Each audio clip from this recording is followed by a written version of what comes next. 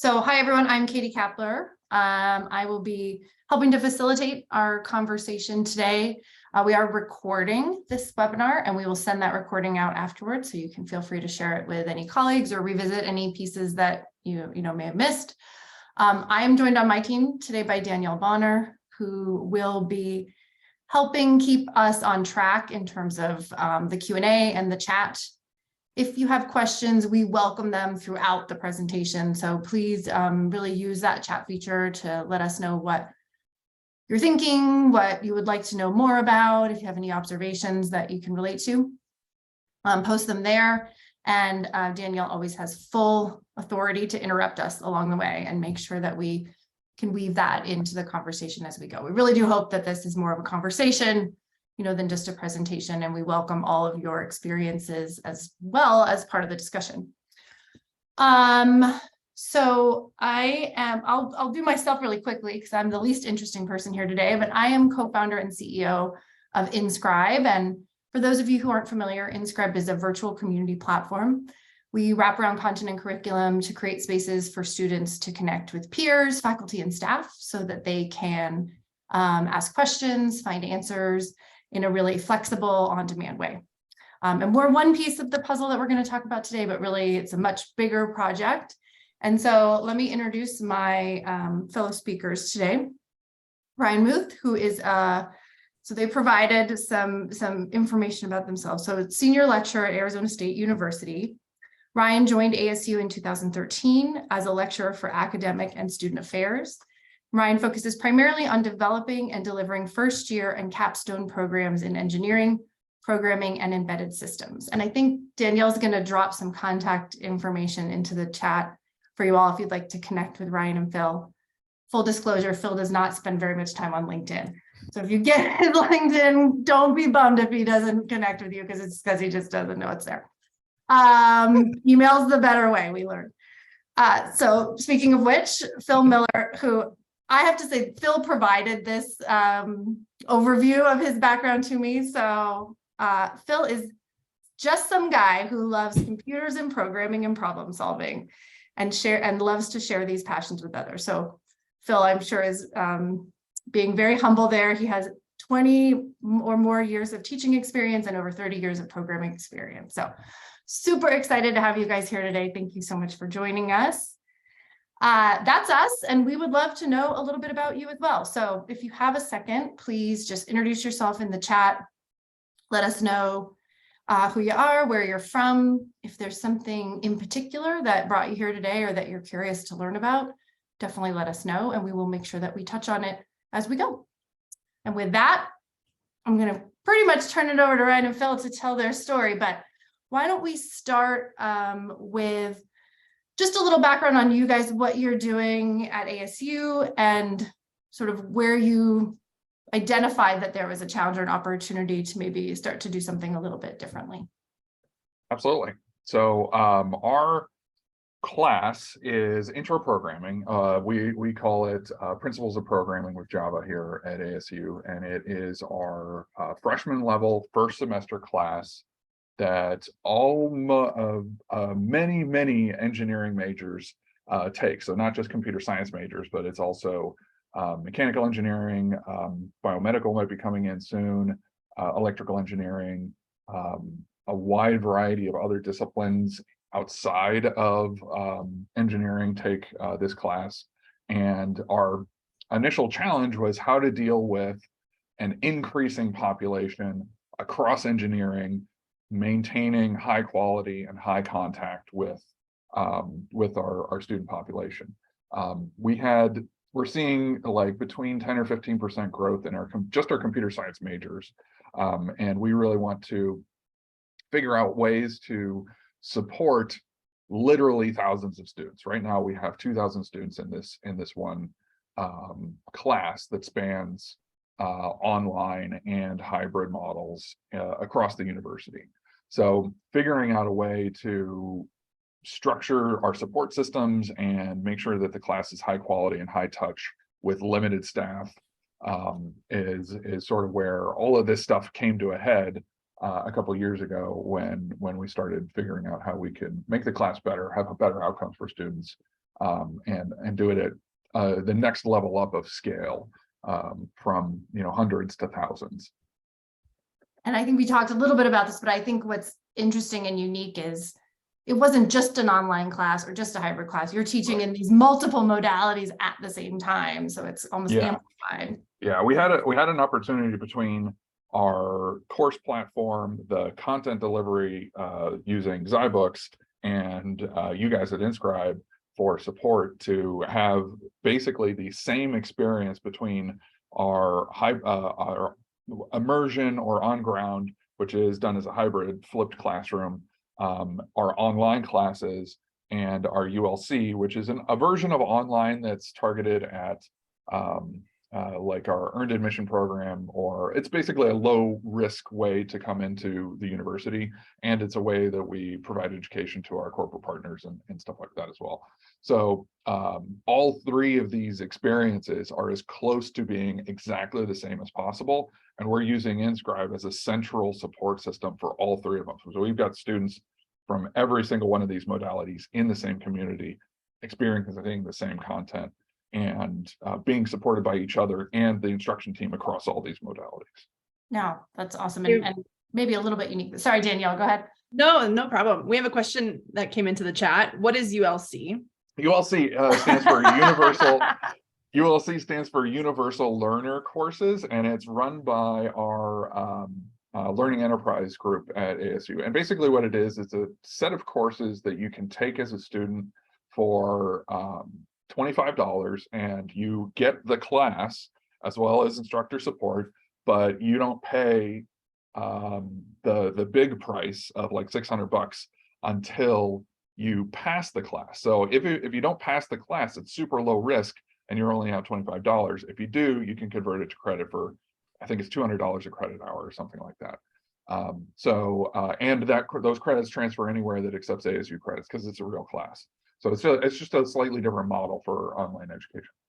But also a really interesting place where if I'm only paying $25, but I need instructor support, this idea of like, how do I do this in an efficient way becomes, even more urgent. Absolutely.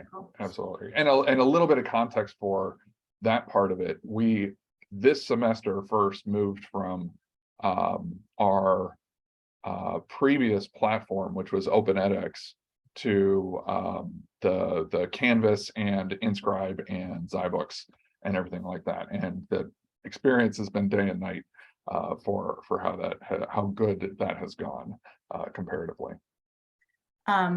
Anything else from the introductions, Danielle, that we should be aware of? No, I just wanted to quick shout out to Kristen. Thanks for putting the link into the chat for the ULC at ASU. Appreciate that. Thank you. So you've already started to touch on this a little bit, Ryan. When you thought about pulling together a solution here, it wasn't, just Canvas, it wasn't just InScribe. There's really a collection of things that came together to build this. So we're going to speak a little bit about each one of them, but I thought at a high level, do you want to just say what the components were? And there may be some people on here that don't know what zyBooks is, so it might be worth giving a 1 minute on that as well. Yeah. Phil, do you want to take this part? I can take some of it, but step in if I'm missing pieces. I'll start with the zyBook because I think it's where we started. And the zyBook is an online interactive textbook.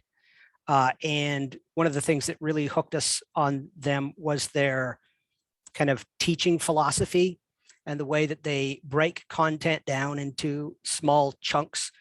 It's relatively little text and a lot of interactive, and they have a philosophy of say, show, do for the students, where in very little text they'll introduce a concept, and then there are a set of interactive activities that the students can engage which demonstrate that concept, and then the students are asked to engage in some formative assessments to demonstrate that they understand that concept, things like quizzes, multiple choice quizzes, and then they ramp up, write a line of code, write a few lines of code, write a method that solves this problem, and they get immediate summative or formative, feedback on each of those components.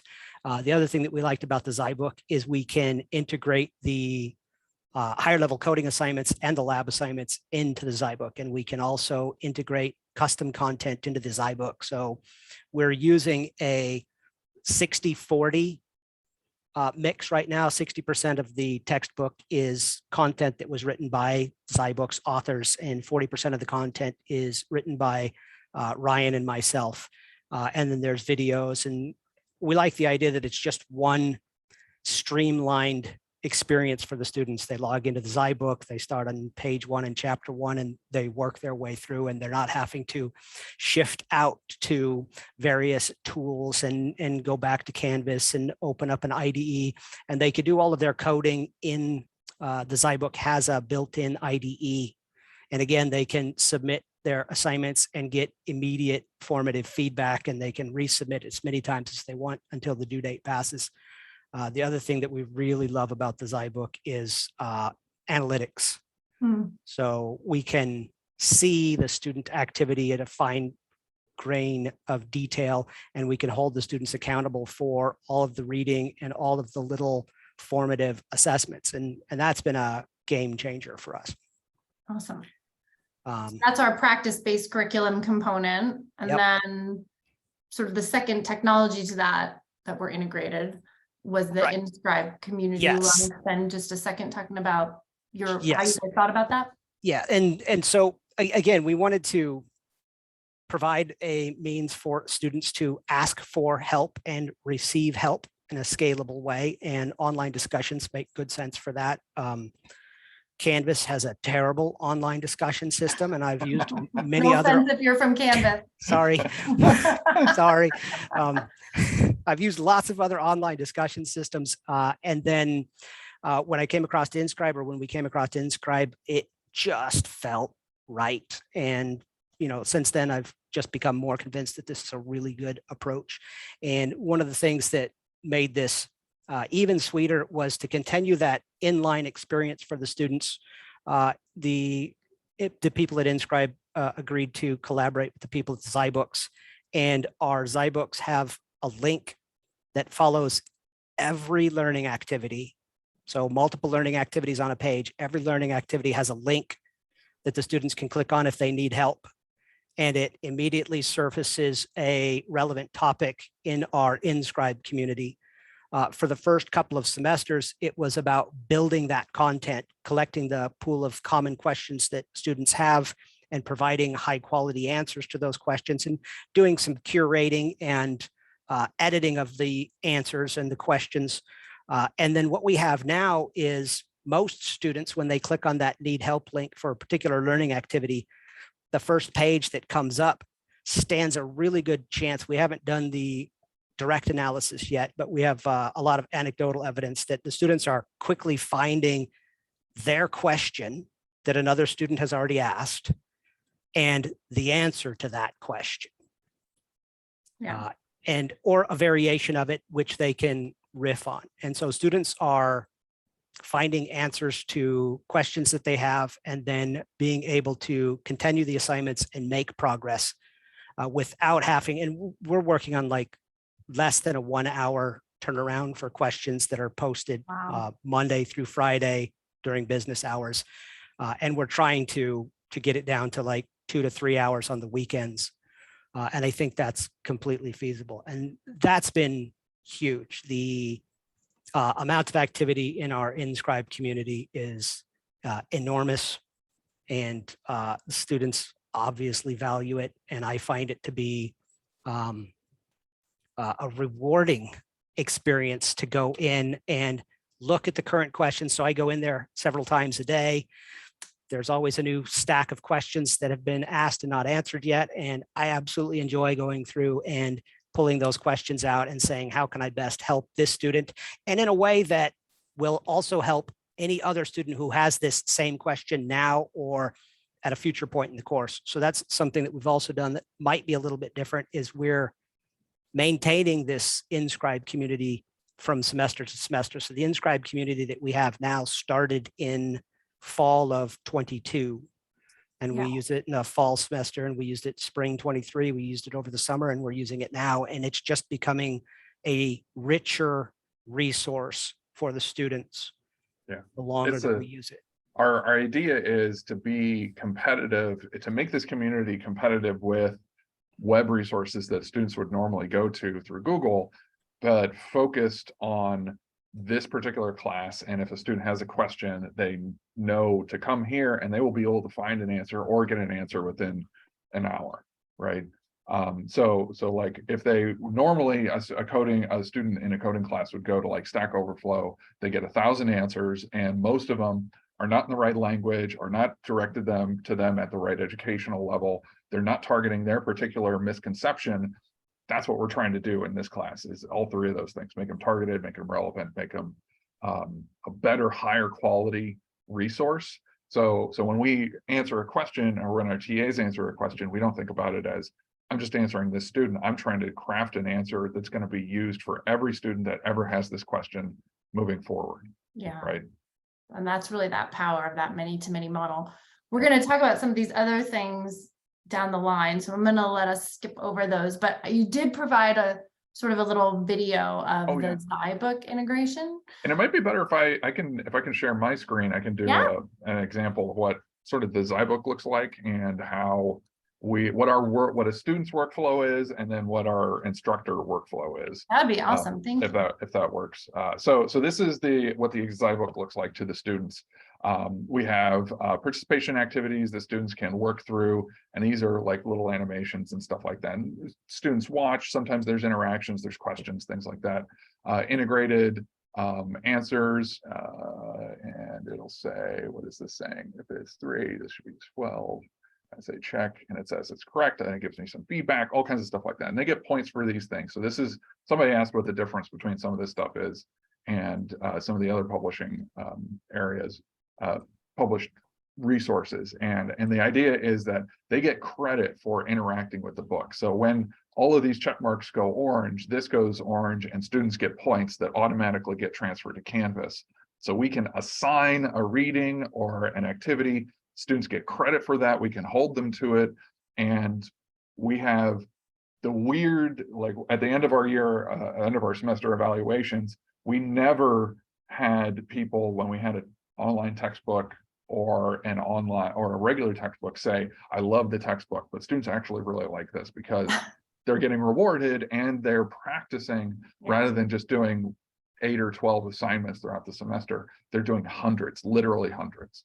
And they get immediate feedback so they can build their knowledge as they go. Anyway, so like there's all kinds of these things. They're mainly break down to illustrations that are practice activities, short quizzes that are practice activities, and these challenge activities, which are higher level challenges where they're actually asked to synthesize what they've learned rather than just doing like multiple choice or fill in the blank type of thing. And these challenge activities are actual coding challenges. And students will often get stuck here, right? Because that's the next level up of difficulty. And what we wanted to do is design intentionally a system that supports them to succeed in this, and make sure that it's easy. The barrier for finding help when they need it is not, I got to wait for office hours, I got to email the professor, or I have to go to the other course. Every single one of these has, you see there's a link here that says need help. This one has need help, and I click on need help, and it pops up a modal that has a link to our InScribe community, the one that we've been maintaining for years, and it already populates the topic with whatever the student is currently working on, wherever they came from, right? And this was the great integration between zyBooks and InScribe. zyBooks was able to pass through the information about where the student was coming from, and then we can populate, these are all the topics that students have asked on this particular topic before. If they don't find what they need in this first pass and they go to new, as soon as they start typing what does break do or something like that, the ROSI pops up and starts giving suggestions related to what their topic is. It may not be in this particular topic, but it's a second round of, you might not have seen this. This might address your question. So there's 2 chances for the students to see an existing question already in the area. And then they post, and then we go back through and check out what the students are doing and stuff like that. From our side, when let me go back to the community. Well, you're bringing it up. I'll just say, we just Yeah. introduced Rosie. She was on a previous slide. I call her Yes. she, which I should not. I'm sure the computer programmers are like, ah. Rosie's the technology assistant that lives in your InScribe community and helps facilitate some of these things like reusability of content and stuff like that. So Yeah, so on our side, oh, that's great. There's a student that was literally actually working on where I was. So on our side, we see like no responses here, and that's the first pass of no responses. And then we usually spend a lot more time in the unread posts area, which is all the things. That's exciting too. We're doing a great job. I think you might be in a topic there at the yeah. top. but it Oh, could right. be- Yeah. So let me go back to that. And you'll see the no responses there in a particular topic. But what happens is we can see what the student was working on, and then we can see what code they're where we can see where the students came from. And then if they, most of the time what they'll do is they'll be like, hey, I'm stuck on this and I'm getting this error, and they don't post the code. So rather than us having to go and say, hey, can you post your code? Can you do another round of communication, which delays out their activity and the answer by another hour or another half hour, depending if they're watching. We can go into, particularly if they're working on an assignment in the class, we can go into the student activity portion, find, let's see, there's probably Dustin Johnson. I can see what Dustin is currently working on, what code he previously submitted, what tests in the assignment he passed or failed.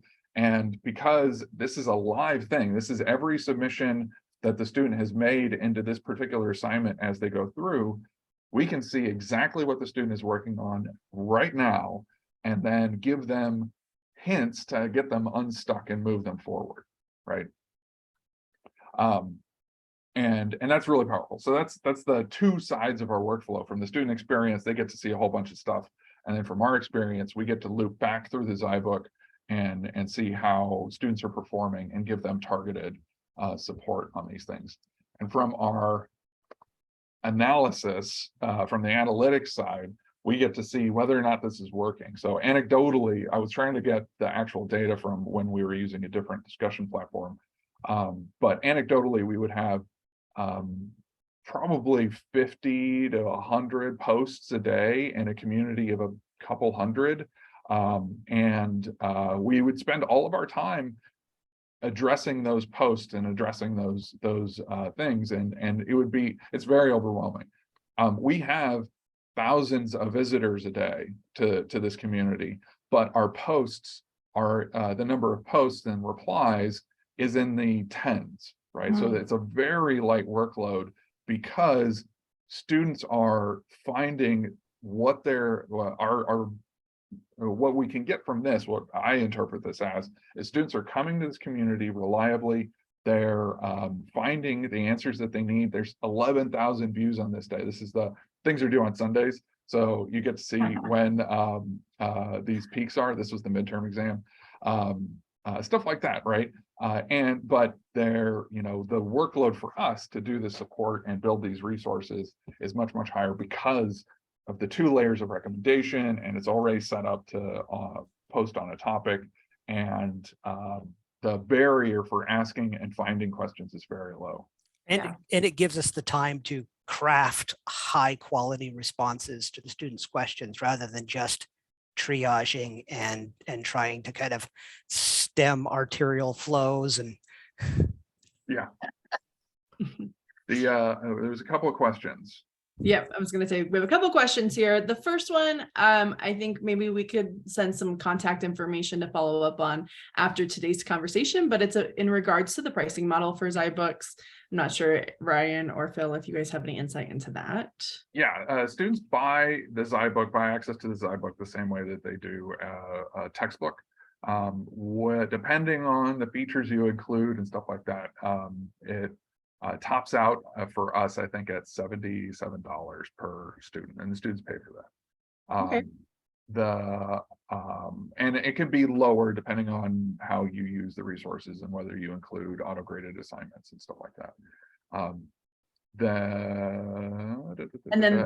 That's at the zyBooks website if you want to go and work with that. Perfect. I'll drop a link in there too. I think they have a request a demo page, so I'll drop yeah. that in there. Awesome. And then the second question we have is in regards to notifications. So do you constantly have to log into the InScribe community to see if there are new questions, or are you notified by InScribe?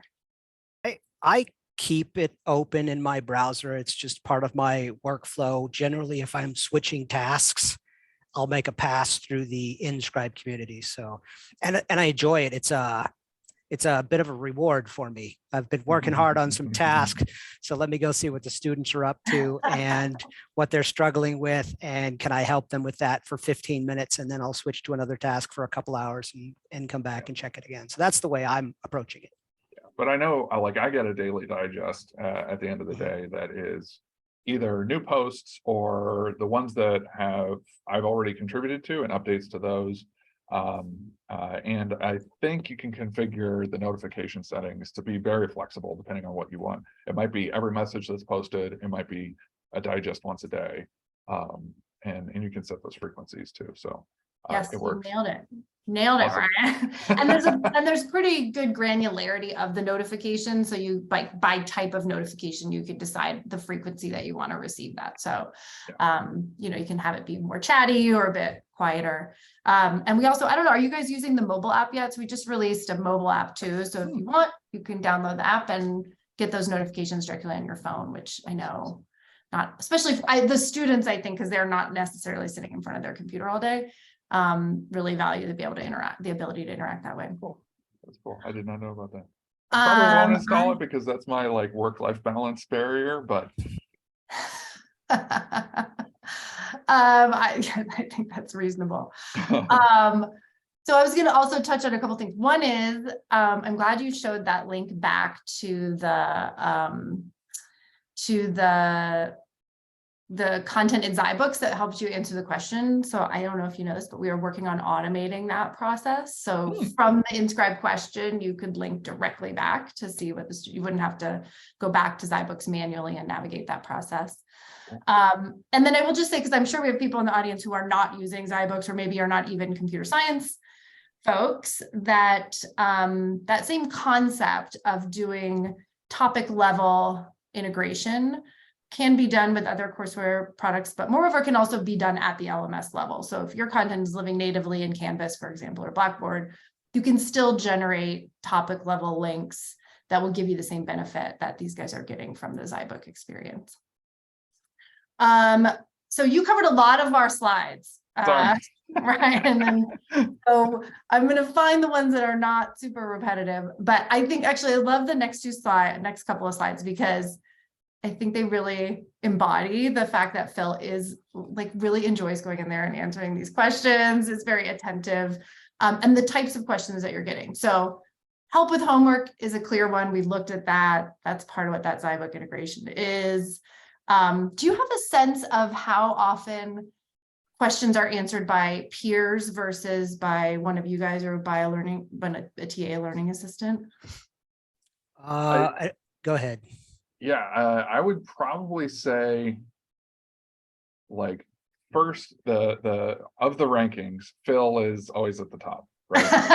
then we have some rock star TAs, and yeah, we have some rock star TAs that are always active, but there are a couple of kinds of peers that are active in the community too. There's the students that are excelling, and they are asking either extension questions or they're in the community answering other students' questions. And because this community has been alive for almost a year now, no, more than a year now, we have students that have taken the class and are still active in the community, and they come back and help current students because they're getting those notifications and they haven't unsubscribed. The peer-to-peer interaction is probably 5 to 10% of these interactions that we see in the class, and then the other 90 to 95% is I think the peer-to-peer might be a little higher than 5 to 10%. So? Yeah, I do. Yeah. Well, we often see sometimes, I think Phil is very quick on the draw, so he gets in there very, you know, in a really timely manner, but we will sometimes see spaces where you can't even get in there fast enough to beat the students who are answering each other. And I love that you have the sort of quote unquote alumni of the course in there participating and giving back, which especially I think in computer science, but in a lot of classes, you would find students willing to do that. That was an unrealized dream of ours until we got InScribe that goes back to 2016 when we first started talking about that. The idea that students who pass this class could still be part of the community and help students who are taking the class later. So to see that happening is a good thing. That's awesome. We do have a quick question in the chat. What type of feedback are you receiving from students? Did we see anything specific in the course evaluations? Nothing stands out. Yeah, I think the InScribe integration is so smooth that the students don't generally consider it to be a separate thing. It's just part of zyBooks is getting credit for all of our work. They may be. They may be. I mean, when we're talking about the class and where to get help and how to get support and stuff like that, we always say that, check out the InScribe community in Canvas. That's the link that you go to if you're going straight to the community. But because it's buried behind that need help link, they might see that it's there. But generally, I mean, like I said, the data shows the students are using it. Yep. And they come back to it, and we have like frequent flyers, and we have the excellent students that are in there helping out too. So we consider the integration and the participation level to be very high. And that tells us that it's working. Yeah, and I joke about that, but really our philosophy is that the more seamless it is and the less it feels like a standalone independent, the more we feel like we're winning at InScribe. So I'm happy to hear that. And I think that speaks to the partnership too between three organizations.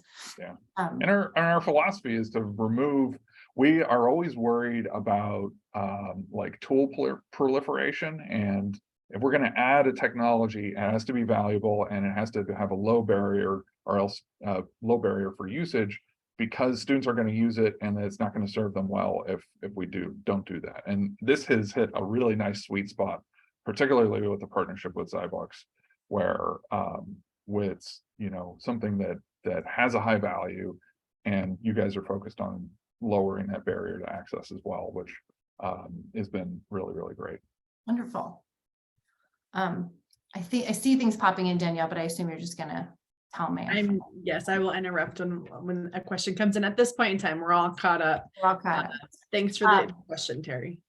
And these slides also do a nice job of 2,500 views on this particular question. So who knows how? And you talked about the one, getting it down to an hour to answer or even less, but really that doesn't even account for the number of instantaneous answers you were able to provide, through people just finding what they needed right away. So I think that's a real testament to your work. We talked about ROSI doing recommendations, but there is this other side of the community that we see, I would say, in all the communities that we do. This is a more recent post, but where it's not just about tactical help, but in there is a little bit of like, am I going to be able to succeed? Am I really in the right place? I don't know if you want to talk a little bit about that, or how often you see that, or the value that might bring to you guys as well. Yeah, so one of the things that we want the students to do at the very beginning of the class is to get into the community and introduce themselves, right? And this was one of those posts. This was a couple days after the semester started this semester, and our goal is that during this first time, we answer every single student as fast as we possibly can, because that's setting the tone for this is a place that works, that somebody's paying attention, and it is, I'm going to get a response, right? I think so many times students have all these tools and they throw something out there and it doesn't get answered for 24 hours or a day or a weekend or something like that. Setting the tone for how active it is and that we're watching and listening.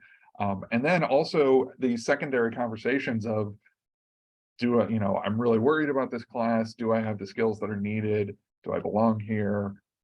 Stuff like that. And these are first semester freshmen. They are fresh off of, fresh out of high school. They're away from home for the first time. And we want to encourage them and say, hey, like, this class is designed for you. It's not just that you're in the right place, but we've thought about you in particular when you come here.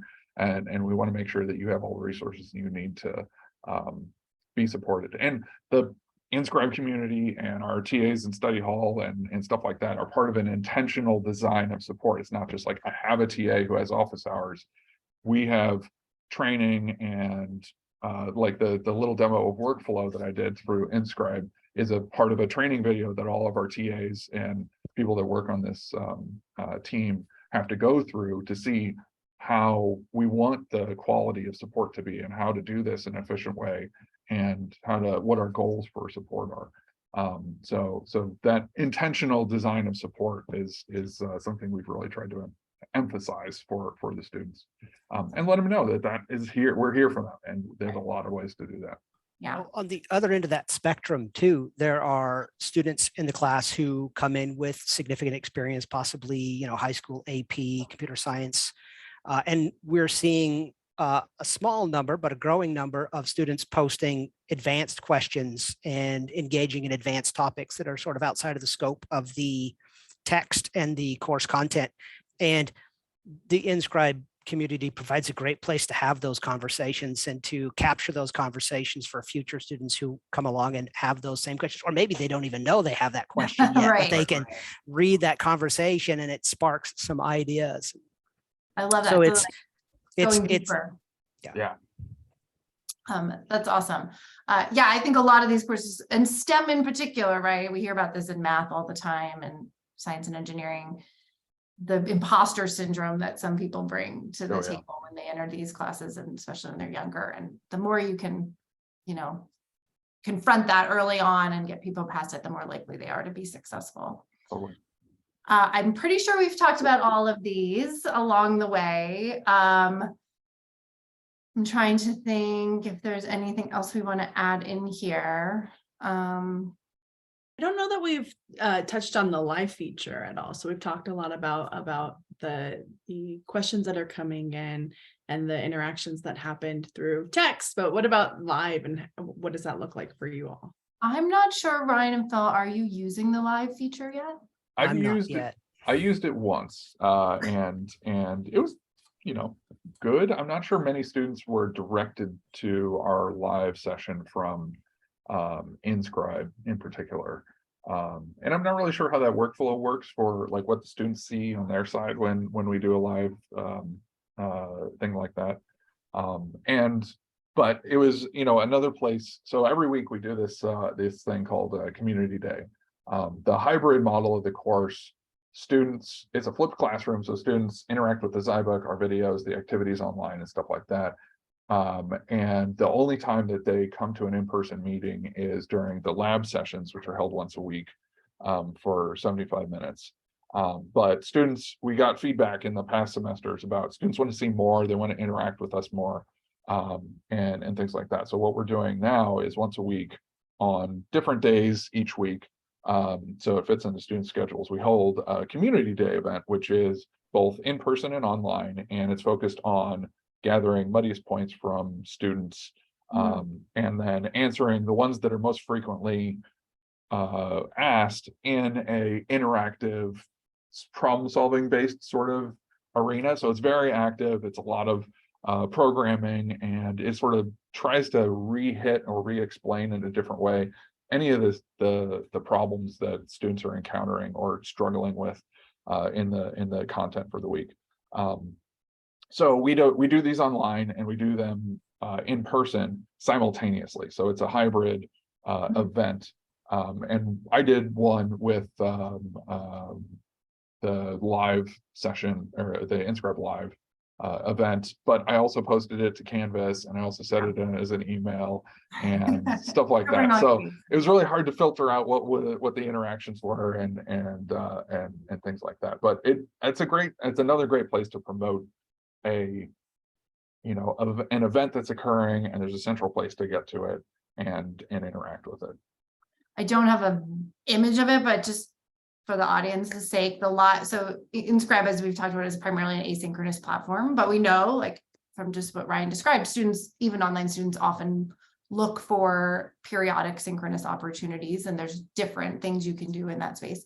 So we added a live feature, which allows you to schedule a live synchronous event, publicize it through the platform. For the actual synchronous interaction, you can use whatever platform you're already using, whether it's Zoom or InSpace or Teams or something. The advantage we've seen is we should check what your notification settings are in InScribe as well, Ryan, for these, because if we push out a notification, students can add it to their calendar. They get another notification just before the session starts. And so we see a lot of people jumping in like from their mobile phone.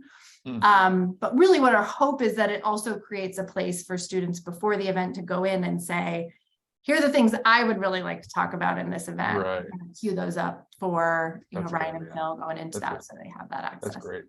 For something like that, so our muddiest points model is we have the students fill out a survey on Canvas, and then we have to go through and sort of rank them by, we basically code them and say, okay, this is a topic that is hitting very often, and so on and so forth.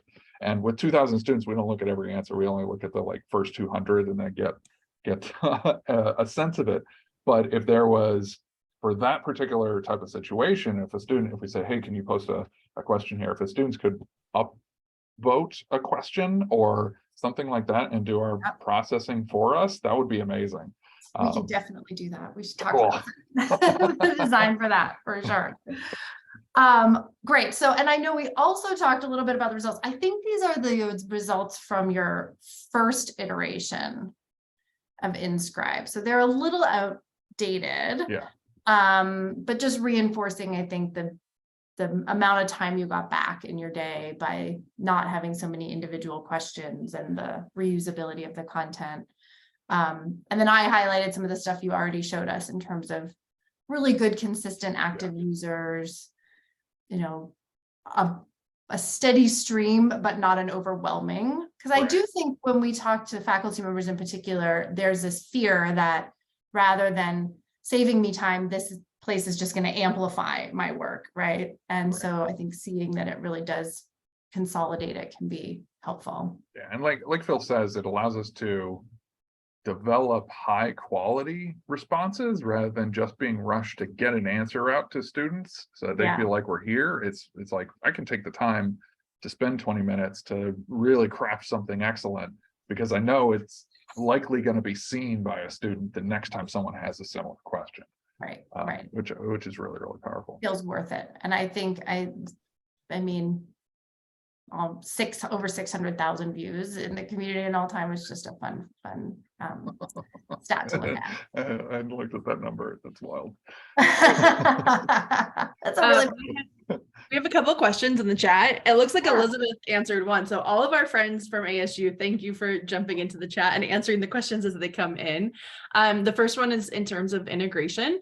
So is InScribe being used in other places at ASU or just within zyBooks? I believe it's being used in several other places.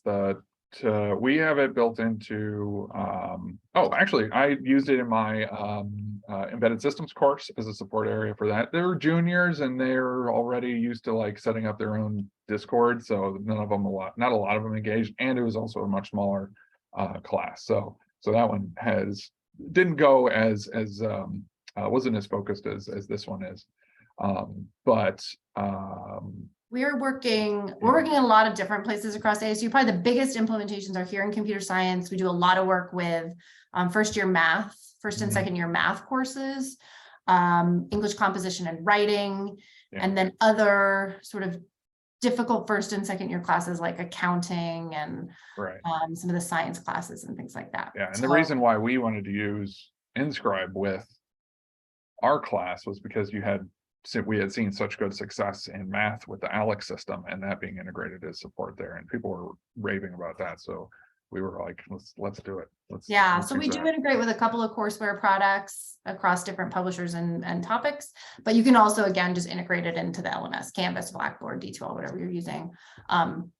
If you're not using courseware, if that doesn't make sense. You said a couple of questions. Was there something else, Danielle? There's another question. So can you share a little bit about your adoption experience and what you refined based on that experience?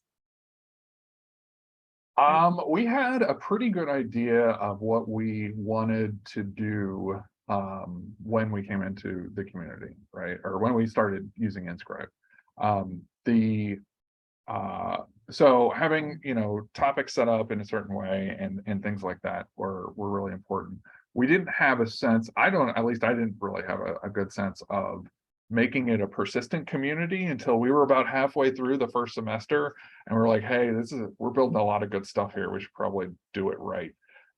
So some of the things that I think what Phil spends most of his time doing is not only answering questions, but curating the community and really making past posts up to standard or combining them with other things to make them high quality so that when a student gets a question or when a student posts a question, we actually go through and modify their post so that it has a good subject line and the question is clear and well formatted. And I think he's doing some crazy stuff like converting screenshots to actual code, stuff like that, making it a persistent community so that the work we're doing is reusable in the future rather than having to redo it every semester.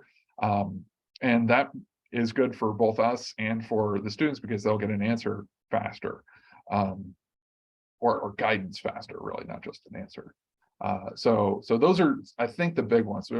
Did anything else, Phil?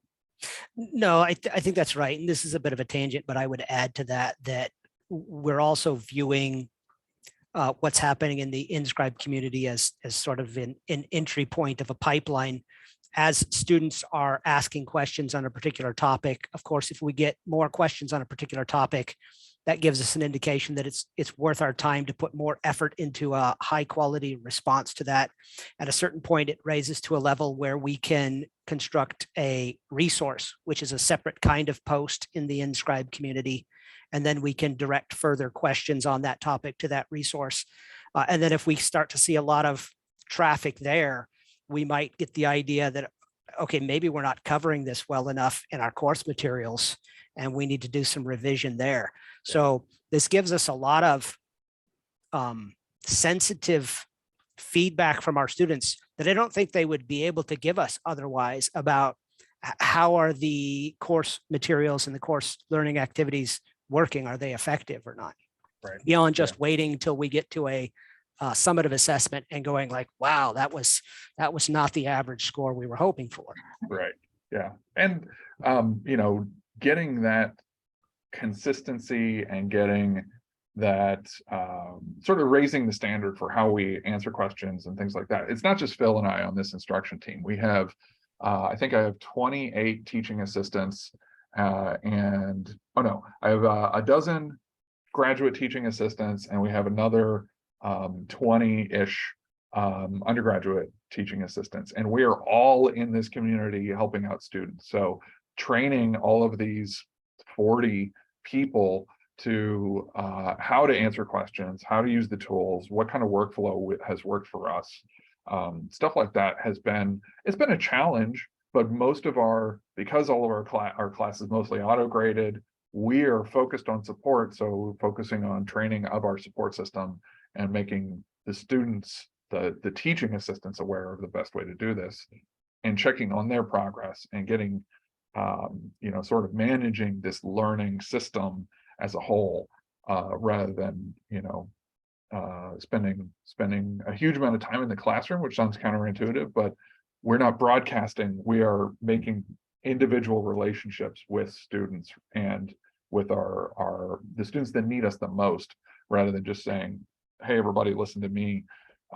We're trying to be much more targeted in how we support everybody. Awesome. Well, I want to talk a little bit about what's coming next, but before we do that, Danielle, was there anything else in the chat that we should touch on? One question just came in. So how many students are served by that 40-person support team? Almost 3,200, 2,800 and some odd right now. Yeah. Perfect. That's it for the questions at this point in time. We have about 10 minutes left. So I would just encourage our audience to drop your questions in the chat so that we can have them answered live. Yeah.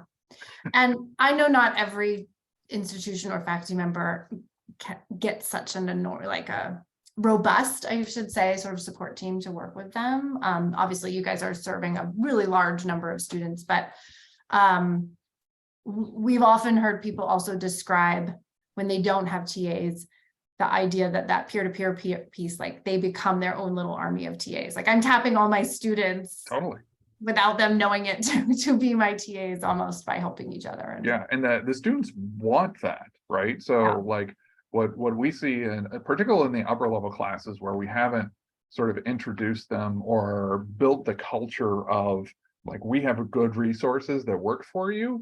Like my juniors, the first thing that they do in my 100-person junior 300 level class is on that first week, there's like they start somebody starts a Discord chat, and everybody within a week, everybody has joined that as their support system, right?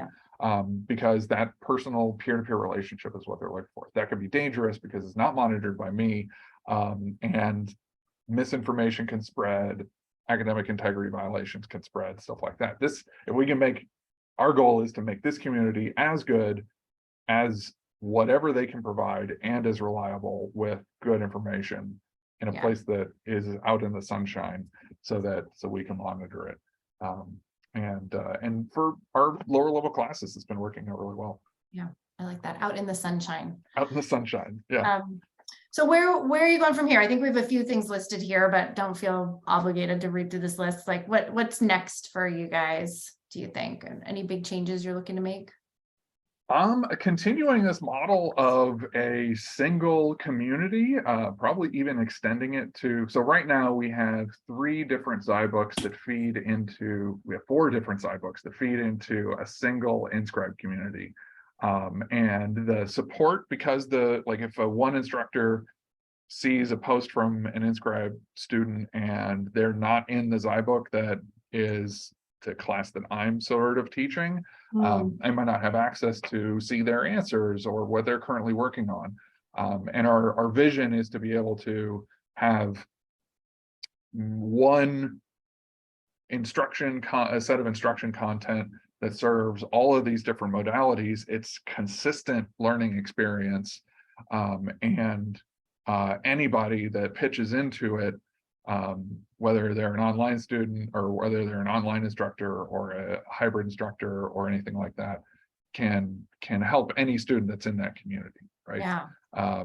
And that is something that is like really scalable, right? Yeah. Bill talks about the idea of scaling, going into global scale with this. Anybody that wants to be part of this CS1 learning community, contribute, you license the content, contribute some resources in terms of like yourself, your time in InScribe in the support system, and you become part of this learning community that serves everybody all the time, right? That's sort of our vision for this. How we get to that, we're at the 2,000 level, we're at the 1,000 level, our next is 10, and Yeah. beyond that, we're looking for 100 million, something like that. And that's going to take technological advances and infrastructure support and all kinds of stuff like that. But we want to have as big a possible community supporting each other to learn computer science.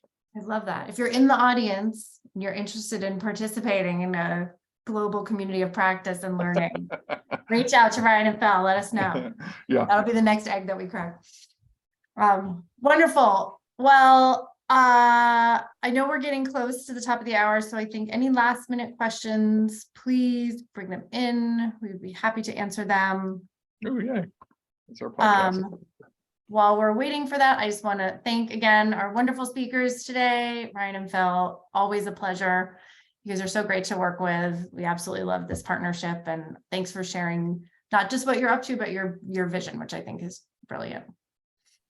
Thank you so much. It's always fun, especially to share our ideas and our experience with everybody, and such great partners in you know, these learning experiences. It's been really wonderful to work with you guys and with zyBooks, and really, like, we see it in how students are interacting with the course, and how well they're doing and what they go on to do after this, and it's very, very exciting. Awesome. All right. Anything else, Danielle, you want us to touch on?